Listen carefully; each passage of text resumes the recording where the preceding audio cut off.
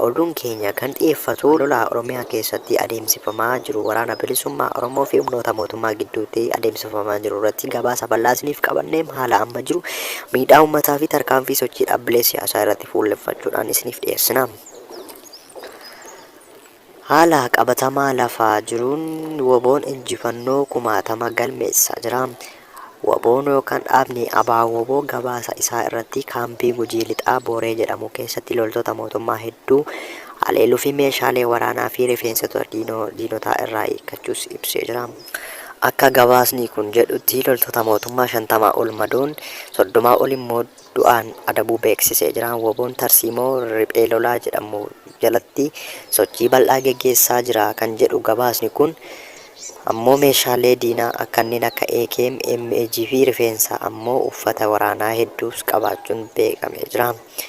Mootummaan maal jedhaa kan jedhu irratti mootummaan Abiyyi Ahmad labsii yaada qabsoo nagaa irratti xiyyeeffachuuf carraaqqii taasisaa jira jedha. Haa ta'u malee marii fi waliigalteen waboo fi mootummaa gidduutti gaggeeffamaa tureen rakkoo fi kutannoon tokko dhabamuutiin hanga ammaatti lolli Oromiyaa keessatti itti fufee jira.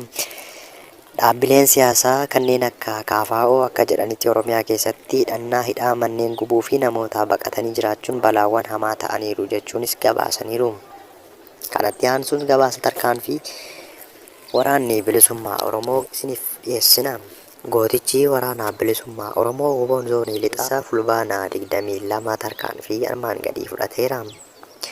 Godina lixa Wallaggaa aanaa Qilxuu Kaarraa ganda Akeechatti tarkaanfii humna diinaa irratti fudhateen 3 boqachiisuun 4 madoon darbuun 1 fayyaatti booji'ee meeshaa kilaashii AKM 4 rasaasa 200 olii fi hidhannoo 3 gumbii 7 fi bilbila dugdaa irraa hiikuun ajajaan woboo onichaa beeksise. Irreen saba cunqurfamaa farri impaayera Itoophiyaa woboon zoonilee waraanaa cufa keessatti tarkaanfii guggubduu humna faashistii irratti fudhachuun injifannoo cululuqaa galmeessuu itti fufuun meeshaalee waraanaa garaagaraa humna diinaa irraa hiikuun mooraa qabsoo bilisummaa Oromootiif galii gochaa jiraachuun ni beekama.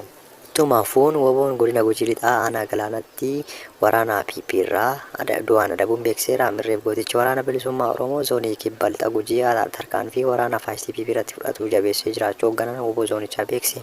Akka kanaanis fulbaana 23 Gujii Lixaa aanaa Galaanaa ganda Booree iddoo addaa Malkaa Molkee jedhamutti ganama bariin tarkaanfii fudhateen humna faashistii PP irraa 5 battalatti yoo boqachiisu 7 ammoo madoo dandamii hin qabneen adabeera. Ittumaafuun abdii fi gaaddisni saba cunqurfamtootaa woboon zoonii lixaa godina Qellem Wallaggaa aanaa 3 Caanqaa ganda Deentaa Dabbiillee bakka addaa Haroo jedhamutti fulbaana 21 ergamtoota sirnichaa maqaa seera kabachiisuu jedhuun gandicha irraa qubatte guyyoo hawaasa nagaa hidhaa fi saamichaan dararaa ooltu ganama bariin barraaqan mooraa qubsumaa isheetti battalatti marsuun rasaasa naqaa'ee baarudaan macheessee olii fi gadi qunquree du'aa fi madoon adabuun injifannoo boonsaa galmeessuu himeera. Tarkaanfii fudhatame kanaanis tiksitoota impaayeratti irraa 8 yoo boqachiisu 10 ol madeessuun loltoota 3 immoo fayyaatti harkaan qabatee injifannoo boonsaa galmeesseera. Gama meeshaa AKM 10 hidhannoo rasaasa fi hedduu dugda diina irraa boojuus beekseera.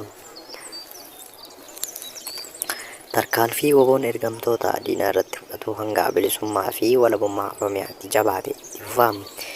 Kibba Oromiyaatti gootichi woboo diina haleeluu beeksiseera. Mirreef gaachanni uummata Oromoo woboon zoonii kibbaa zoonii godina Gujii Lixaa aanaa Galaanaa ganda Booree iddoo addaa Bishoof Meeggaa bakka jedhamutti kaleessa fulbaana 23 ganama bariin humnoota weerartuu PP maqaa sakatta'aa woboon bobbaatee uummata nagaa saamuun bobbaatee irratti tarkaanfii ilaaleessaa fudhatee loltoota 12 battalatti yoo boqachiisu 9 ammoo madoo dandamii hin qabne beeksiseera. Injifannoon uummata Oromoof.